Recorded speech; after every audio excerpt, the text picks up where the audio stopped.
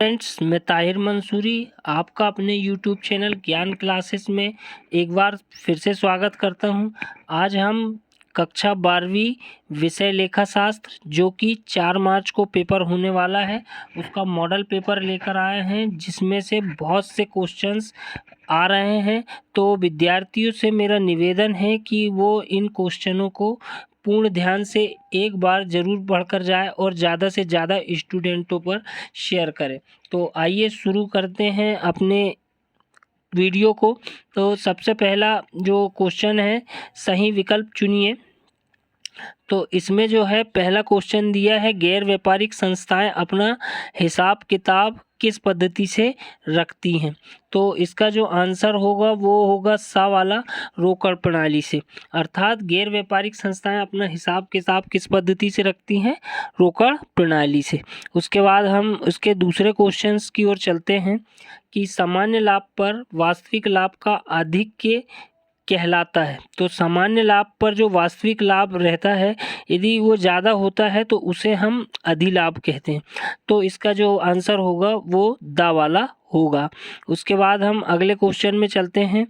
ख्याति है, तो ख्याति एक चल संपत्ति है, स्थायी संपत्ति है, एक मूर्त संपत्ति है, एक कृत्रिम संपत्ति है। तो ख्याति जो है एक स्थायी संपत्ति मानी जाती है। तो इसका जो आंसर होगा वो मूर्त संपत्ति मानी स्थायी संपत्ति मानी जाएगी, अर्थात इसका बा आंसर होगा। इसके बाद हमारा अगला क्वेश्चन है, कंपनी के ऋण पत्रधारी किस श्रेणी में आते हैं। तो कंपनी के जो ऋण पत्रधारी होते हैं वो लेनदार कहलाते हैं। इसके बाद हम अगले क्वेश्चन की ओर चलते हैं। कौन सा वित्तीय विवरण के विश्लेषण का उपकरण नहीं है। तो इसका जो आंसर होगा वो यहीं पे दिया हुआ है, तलपट जो है इसके वित्तीय विवरणों का उपकरण नहीं माना जाता। बाकी जो शेष है, तुलनात्मक विवरण, अनुपात विश्लेषण और समाकार विवरण, ये सब क्या है, वित्तीय विवरणों के विश्लेषण माने जाते हैं, उपकरण माने जाते हैं। उसके बाद हम अगले क्वेश्चन की ओर चलते हैं। तो अगला है, रोकड़ प्रवाह विवरण संबंधित होता है, किस प्रमाप से संबंधित होता है, क्वेश्चन ये जानना चाह रहा है। तो रोकड़ प्रवाह विवरण जो है वो उसका आंसर होगा लेखांकन प्रमाप 3 से संबंधित होता है रोकड़ प्रवाह विवरण। इसके बाद हम अगले क्वेश्चन की ओर चलते हैं। अगला क्वेश्चन हमें दिया गया है कि प्राप्ति भुगतान खाता खालिस्तान व्यवहारों का सारांश होता है। तो प्राप्ति भुगतान खाता जो आएगा वो रोकड़ वही या रोकड़ व्यवहार का, नगद व्यवहारों का जो है वो सारांश कहलाता है, रोकड़ वही का सारांश माना जाता है। ये प्राप्ति भुगतान खाते का पहला आंसर है। दूसरा है, साझेदारी ठहराव में परिवर्तन साझेदारी फर्म का क्या कहलाता है। तो जो साझेदारी ठहराव में परिवर्तन है, साझेदारी फर्म का पुनर्गठन, इसका आंसर होगा पुनर्गठन कहलाता है। तो उम्मीद करता हूँ आपको समझ में आ रहा होगा। उसके बाद हमारा तीसरा है, साझेदारी में साझेदारों का जो दायित्व होता है वो कैसा होता है। तो साझेदारी में साझेदारों का जो दायित्व होता है वो असीमित होता है। तो तीसरे वाले का जो आंसर आएगा वो असीमित आएगा। उसके बाद अगला है, दायित्वों में कमी फर्म का लाभ होगा या आय कहलाएगा। इनमें से कोई एक आंसर होगा, लाभ या आय। इसके बाद अंशहरण खाते का शेष खालिस्तान खाते में हस्तांतरित किया जाता है। तो जो पांचवा है उसका आंसर होगा पूंजी संचय, पूंजी संचय में हस्तांतरित किया जाता है। तो यहाँ पर अंशहरण खाते का शेष पूंजी संचय खाते में हस्तांतरित किया जाता है। उसके बाद अगला है, खालिस्तान अंशों पर लाभांश की दर निश्चित होती है।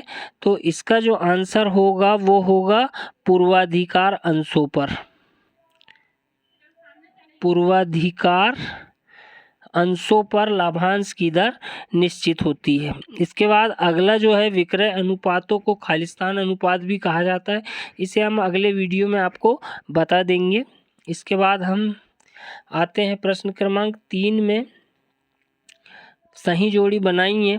तो विघटन के पश्चात प्रथम भुगतान जो होता है वो होता है तृतीय पक्ष को। तो यहाँ पर ई वाले में पहला जो होगा, ई वाला पहला होगा।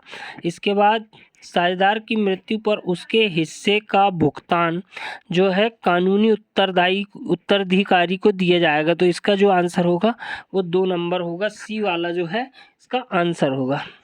फर्म का आंतरिक दायित्व, तो फर्म का जो आंतरिक दायित्व है वो साझेदार का ऋण होता है।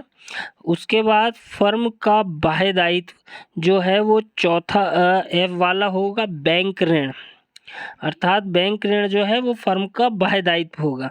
साझेदारी संलेख बनाना जो है वो अनिवार्य नहीं है, ये इसका 5वां होगा। और साझेदारों में लाभों का जो बंटवारा होगा वो अनिवार्य है, साझेदारी में लाभ का बांटना अनिवार्य होगा। इस प्रकार से ये जोड़ी आपको दे दी गई है, आप इसे देखकर और स्क्रीनशॉट लेकर कॉपी पर लिख ले और एक बार ज़रूर याद करके जाए। इसके बाद हम आते हैं प्रश्न क्रमांक 4 में।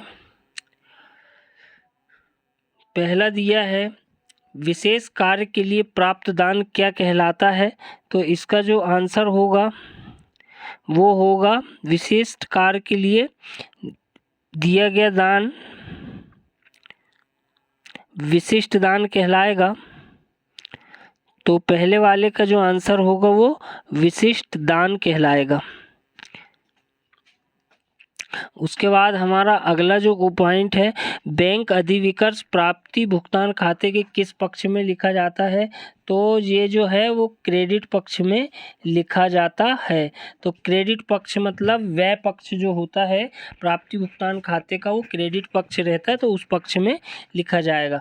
अंकित मूल्य से अधिक मूल्य पर अंशों का निर्गमन क्या कहलाता है।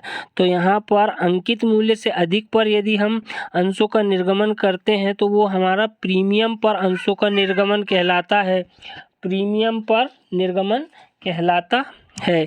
इसके बाद हमारा है वे ऋण पत्र जो अंशों में बदले जा सकते हैं क्या कहलाते हैं।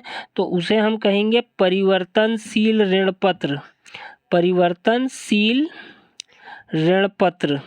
तो उम्मीद करता हूँ आपको समझ में आ गया होगा। इसके बाद हम अगले की ओर चलते हैं।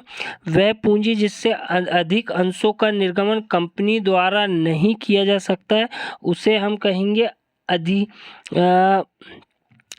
वह पूंजी जिससे अधिक अंशों का निर्गमन कंपनी द्वारा नहीं किया जा सकता है तो इसे हम अधिकृत पूंजी कहेंगे। तो इसका जो आंसर होगा वो अधिकृत पूंजी होगा। इससे ज़्यादा अंशों का निर्गमन कंपनी नहीं कर सकती। प्रस्तावित लाभांश को कंपनी के चिट्ठे में किस शीर्षक में दर्शाया जाता है। तो ये दायित्व पक्ष के शीर्षक में दिखाया जाता है। तो दायित्व पक्ष के जो शीर्षक है उस पे दिखाया जाता है। तो इसे एक बार और थोड़ा सा बच्चे देख लेंगे तो आपको समझ में आ जाएगा। कंपनी की स्थापना करने वाले व्यक्ति को क्या कहा जाता है। तो इसका जो आंसर होगा वो प्रवर्तक कहा जाता है। जो कंपनी की स्थापना करते हैं वो कंपनी के प्रवर्तक कहलाते हैं। इसके बाद हम आगे बढ़ते हैं। सत्य असत्य में प्राप्ति भुगतान खाते में केवल पूंजीगत मदे ही लिखते हैं तो ये असत्य है। पहला जो है ये असत्य आएगा क्योंकि इसमें आएगा तो पूंजीगत दोनों मदों का लेखा किया जाता है। प्रीमियम एक पूंजीगत लाभ है, ये सत्य है। ऋण पत्र अल्पकालीन ऋण की प्रकृति के होते हैं, ये असत्य है क्योंकि ऋण पत्र जो रहते हैं वो दीर्घकालीन ऋण पत्र माने जाते हैं। कंपनी के चिट्ठे को क्षैतिज रूप में बनाया जा सकता है, ये सत्य है। उसके बाद आकस्मिक दायित्वों को दायित्व पक्ष के योग में सम्मिलित किया जाता है। आकस्मिक दायित्वों को दायित्व पक्ष के योग में सम्मिलित किया जाता है तो ये सत्य होगा।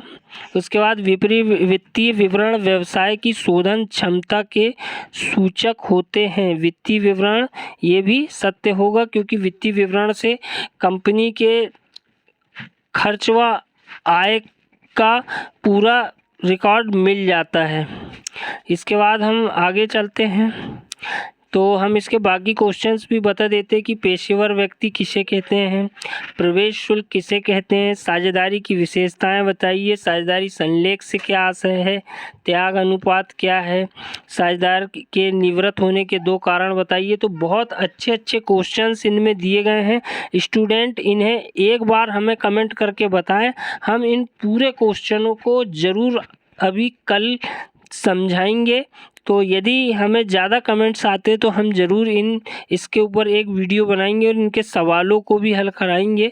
तो प्लीज़ हमारे चैनल को ज़्यादा से ज़्यादा सब्सक्राइब कीजिए और ज़्यादा से ज़्यादा शेयर कीजिए, ताकि हम इन सवालों को और अच्छे से और आप तक पहुंचा सकें। तो मिलते हैं नेक्स्ट वीडियो में, तब तक के लिए धन्यवाद।